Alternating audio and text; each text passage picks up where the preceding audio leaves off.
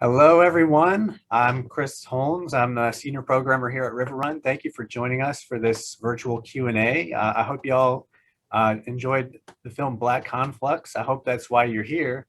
I'm joined today, I'm thrilled to be joined by Nicole Dorsey, writer and director of Black Conflux, who we were just chatting, she was one of the very first filmmakers that I met in my time at RiverRun in 2010, and one of the very best as well. I think we've shown this is the first feature, but I think this may be the fourth film of yours that we've programmed. And she's also been gracious enough to serve on our narrative shorts jury this year. So bringing it full circle, her film Ivadel won Best Narrative Short in 2010, which was my first festival. So I'm really happy to bring it back around. So welcome, Nicole. How have you been? I've been very well. Thank you for having me. And I'm so excited to have my feature play River Run. It does very much feel like it's all come full circle. And almost with this film has come full circle with us already in a way, because we programmed it. I saw it in Toronto in 2019, programmed it for the 2020 festival that never was. And I'm glad that we had an opportunity to bring it back this year, but it was kind of like I had to brush up on it because it had been almost 2 years since my initial experience with it. Yeah, it's been such a, strange year for everybody, but a strange run for this film because it really, we had our premiere at TIFF in 2019, like you said, and then had a few festivals, and then there was this just gap.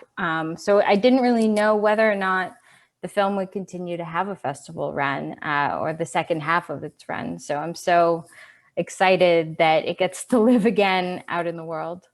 Yeah, how did you approach that pause on the rollout? I mean, surely there were opportunities lost, but were there any opportunities that then presented themselves that you hadn't expected, or where does that stand? There were a couple virtual festivals. I played one in the winter in Italy, and that was interesting because the Q&A was a giant Zoom session with about 25 screens of just little pockets of people wherever they are on their Zoom, and also watching the film either in like small classrooms or different things like that. So there was different ways of presenting the film that I would never have. And I think reaching people that maybe wouldn't have had the opportunity to come in person to a theater to see it. So that part was interesting. And then otherwise, yeah, you just kind of hang tight and you work on other stuff in the meantime. Yeah, that's one of the things I was remarking on as I went back through the list of films we've shown is that I feel like you're a very versatile director. Your style, Ivadel was kind of social realist, like direct cinema flavor, and then you've done kind of futurist sci-fi stuff, and high key comedy, straight comedy, and now this and Dennis and Black Conflux, which are kind of paired up. Actually, let's talk about Dennis a little bit, which was the short that this film kind of expanded from. Yeah, so I actually thought about Black Conflux as a feature before I made Dennis. I was in Newfoundland in 2010, and I was researching some hitchhiking crimes that had happened in the area, and it got my mind sort of working about a story of two lives and how they come together, whether it's coincidence or fate. But the material was darker. And as you said, my work kind of spans a few genres. And I hadn't quite tackled material like that before. So I wanted to make Dennis to sort of try my hand at tone and that character, because he is such a complex human. So I went back in 2013, yeah, the summer of 2013, and I shot Dennis in Newfoundland, which is where I went back to shoot my feature. So it gave me the opportunity to try some things out. And I think that's what probably most of my shorts are, is trying things out as I was developing my voice as a filmmaker. And then after I made Dennis, I was able to start working on the script for Black Conflux. I felt I had that confidence to go forward, and I had a better grasp of the material and the character. So by the time Black Conflux was ready and funded, we shot in 2018. So it was quite a number of years to put it together. And what new elements were brought in from the short version that were in the feature that you hadn't thought about, or kind of, I think there's some new content and some new themes in there for sure. There's a lot. I mean, I learned a lot. Also, a lot more conversations in the world were brought up. So there was the Me Too movement hit. I guess it would have been 2015, 2016. So that also informed some of my thinking and direction with the script. But also, it just as a feature, I mean, the short didn't really touch upon Jackie, which she's a huge character in the film and extremely important. So introducing her also added another element to the story, and it became less a story about fate and coincidence and more a story about identity and what shapes you as a person. Whether it's societal, home life, nature, sort of nurture stuff. So yeah, it changed a lot. I think the things that I took with me from the short is, I think the biggest thing was confidence to do a genre piece. Because even Dennis himself changed a lot as a character. I think he became a lot more nuanced and complicated. And in the short, perhaps he's more simply empathetic the whole way through.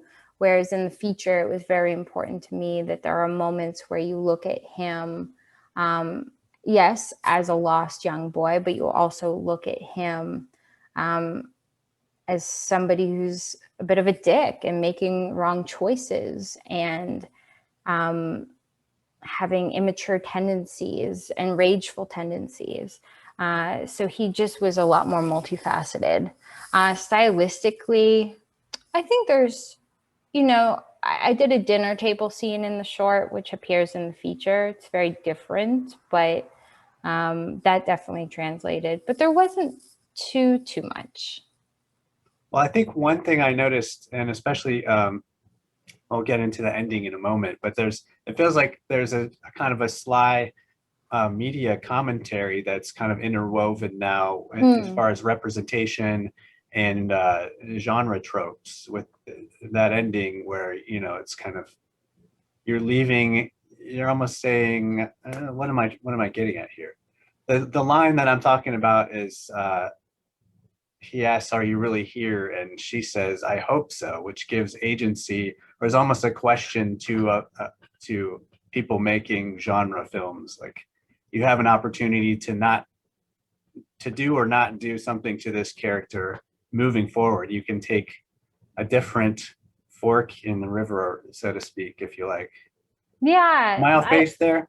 No. I think that's it. I love different interpretations of the ending of the film, but that's definitely, for me, it was about empathy. The story is really about empathy. And I didn't feel like if she had died at the end of the film, we would have anything left to talk about, or we would have anywhere to go after this. I think especially now, where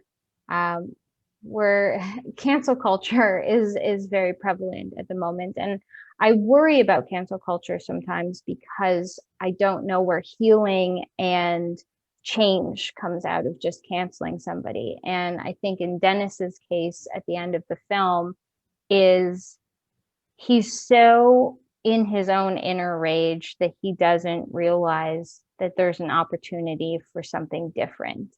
And I don't want to say at all that it's Jackie's responsibility, but she does say something to him that makes him realize that there is space for him in the world, and he doesn't need to make a terrible choice. And thinking too, I think if Dennis was a modern day man, he'd probably be on some Reddit sub chats, and be in, a basement on his computer all the time. But since it's in the 80s, that's not happening. So yeah, for me it was, well, what can our dialogue be after the film? I think that if Jackie's life ended, you kind of just walk away with this sinking feeling that there's no alternative, and people who are like Dennis are, predetermined to make terrible choices. And my hope is that even somebody that relates to Dennis, which there have been a lot of people who've talked to me that they do relate to Dennis, and it gives them hope and comfort that I mean, maybe they're not as dark as Dennis, but hope and comfort that there is a place for them in the world, and that you don't need to go into a place of, self-hatred and isolation, and yeah, potentially do something that's tragic. Yeah, and the word empathy is something that you mentioned that I had also written down here, but I think it's a film that's fair to both sides in terms of, giving Dennis empathy, but also, clearly he's got sociopathic or psychopathic tendencies, but also showing, Jackie is also not, just a saint and a victim. There's antisocial things built into her character and just things that go along with being a teenager that you highlight. So she's very nuanced as well.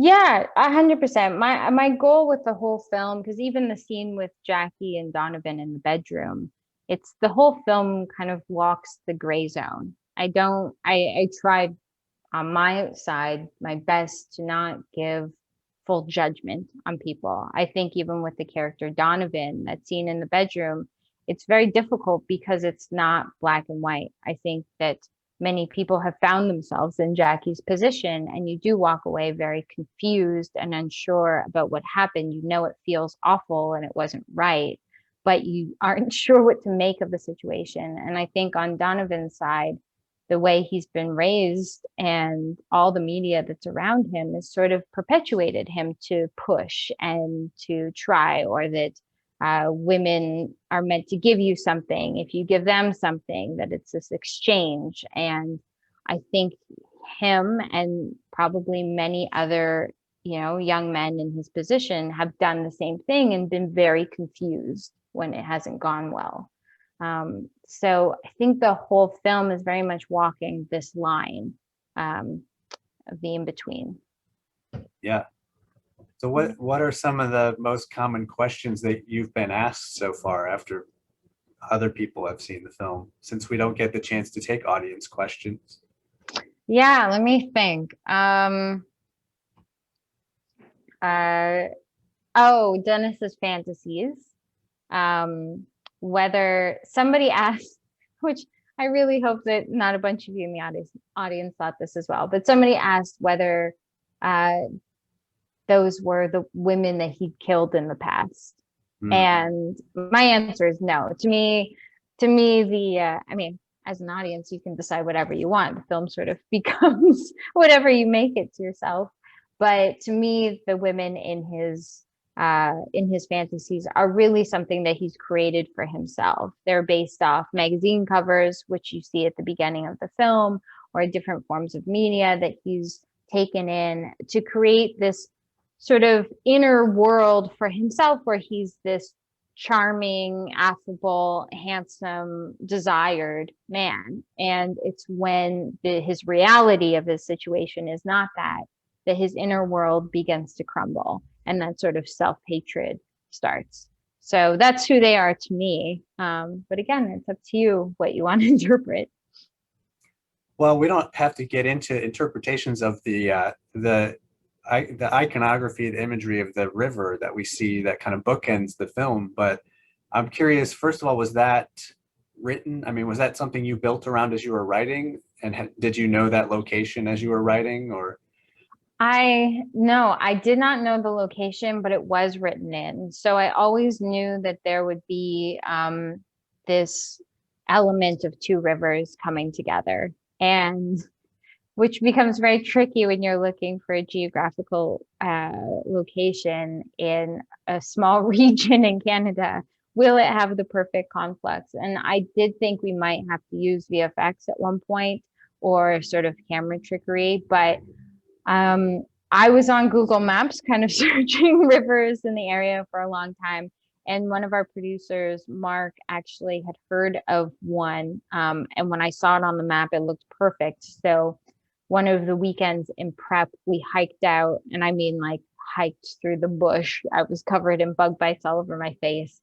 Hiked through the mud in the bush and found this river. And it was amazing And strangely, bless Newfoundland for this. There was a man that just happened to be living off the grid, not too far away. Hmm. And he had some ATVs, and he was really excited by the fact that we were going to bring some drones in. So he brought his ATVs and helped. It was just me, my DP, and a drone operator. So very small crew for those shots. And he helped bring us back out to the Conflux to shoot it. I remember being so impressed and so proud of you for that ending. I mean, I remember, it's a beautiful tonal element at the beginning, and it doesn't reveal the eventual fork, but it just is such an excellent instance of tone kind of transforming instantly into symbolism, or you know what I mean? Mm-hmm. Yeah, got very lucky with that river, I One of the think. great TIFF endings that I've seen, and I've seen like a couple hundred films up there. So Oh, good. No, that's always exciting to hear. That last shot when we pulled out, I couldn't have asked for a better landscape to end the film and just really bring it together that these two are finally connected in some yes. way and seeing their journeys. We did have to, there was like a couple things that we just had to paint out in post because there was that guy's little cabin that's kind Uh-huh. of almost in the middle of the two rivers. So we painted that out with some trees. But other than that, yeah, pretty amazing landscape. Yeah, you do. So there was some pretty sophisticated but subtle CGI or VFX in the film too, in terms of, the magazine with the eyes moving and things like that. Were those Yeah. challenging to do, or did you have a It's good? they're pretty simple. Yeah, it was pretty simple to do. We shot it while we did the photo shoot. So I feel like a magician giving away the tricks. But no, we just shot video instead of just simply taking stills. When we shot that magazine cover, we took video. So all we did was just matte the eyes so that the eyes still moved, but Mhm. the image on the magazine was there. Yeah, we just Sure. took a still frame from the video. And Yeah. talk about your leads a little bit too, because this is the same actor that played Dennis from the short, correct? There's continuity. No, Oh no. no, it's not. No, Ryan came to us not too long before we went into production, actually. Hmm. And it was so funny. I never really take that kindly when I get cold emails from agents being like, I got the guy. Because a lot of the times it's not the guy, but I give his agent a lot of credit for this because he wrote me and was like, because we were doing auditions and we were auditioning people from everywhere, the States, Canada, Ireland, Australia. Tapes were coming from all directions. And his agent was like, look no further. It was a long email that makes me laugh now, but it's like, look no further. I have the guy. And I kind of rolled my eyes and watched his tape and immediately was like, damn it, this is the guy. This is for sure the guy. He has such an inner life to him that I think works so well for a character like Dennis. And he really understood the nuance of this character. So I knew right away. And then with Ella, I was, looking for sort of a baby face person, but with also a layered maturity to them, to really pull off Jackie's sort of inner conflict of a changing physicality, but still holding on to that young girl naivete as well. And I saw a picture of Ella because she had just won a Canadian Screen Award for another role she did. And yeah, I think I auditioned her maybe 3 or 4 times. And every time I just only thought of her after we did callbacks. It was her the whole time. So I had a very strong reaction to both actors. And I think it really paid off because they were a treat to work with. They were so engaged and involved and uh, enthusiastic and just really embodied the characters. Yeah. Yeah, they're outstanding, both of them. Hmm. And is this, will you stay kind of in the genre zone moving forward, do you think? Or is this the kind of purest form of your filmmaking, or do you want to keep exploring? I mean, what's coming up for you? I mean, it seems like it. It seems like it. All the projects I have are sort of in the genre world that are coming up. Um, but no, I think for me, I don't, maybe I'm not going to make a rom-com. Maybe that's not my sort of lot in life. But to me, genre is not that important. It's more the story and whether it interests me. I do think that Black Conflux is probably, yes, the purest form of my directing voice, and I think the film that is the most me, but it's also the only feature that I've written and directed to this point, so we'll see what happens on the next one. But yeah, no, I have like a grounded sci-fi as well that I wrote, um and I'm attached to another sort of sci-fi thriller, longer form project, uh, and maybe more of a psychological drama for another one. So yeah, they do tend. I honestly, because this has come up a few times, I think that themes of loneliness is really what connects to me. So the genre can sort of bend a bit, but there's something about loneliness that I tend to be drawn to and like to explore with characters. Yeah, well, there's been no shortage of that recently. So Yeah, did you yeah. find yourself writing quite a bit during the pandemic because of that? Yeah, I had gotten commissioned to write a screenplay, and so that kept me busy during the early parts of the pandemic. And yeah, yeah. So that definitely has themes of loneliness as well. But it was funny. I made a short film called Arlo Alone, which I made that back in 2016, and it's all about isolation, and she's locked in her apartment because she can't go outside. And that film really took off actually during quarantine. Oh, Like, really? yeah, I think people thought that I had made it really recently. How were they finding it? It's not on their platform anymore, but it was on Omelette, which was Uh, a YouTube platform. But now it's just on Vimeo. But yeah, I think it got close to 1 million views on Omelette. Um, Amazing. yeah. But it's on YouTube, so it can be found there as well now. Oh, sorry, Vimeo. It's on Vimeo. Vimeo now. Was it one of those staff picks or something? I'm just curious Yeah, that it propelled started it. off. It's kind of gone in jumps. It started as it played the Atlanta Film Festival. It did play RiverRun It too. did. Yeah, Yeah. It played RiverRun. I think after Atlanta, and then was a Vimeo staff pick, and then won a little award. And then I just never thought about it until a friend, because it went up on Omelette, and then a friend of mine was like, I keep getting suggested your film on YouTube every time I go on YouTube. And I was like, what?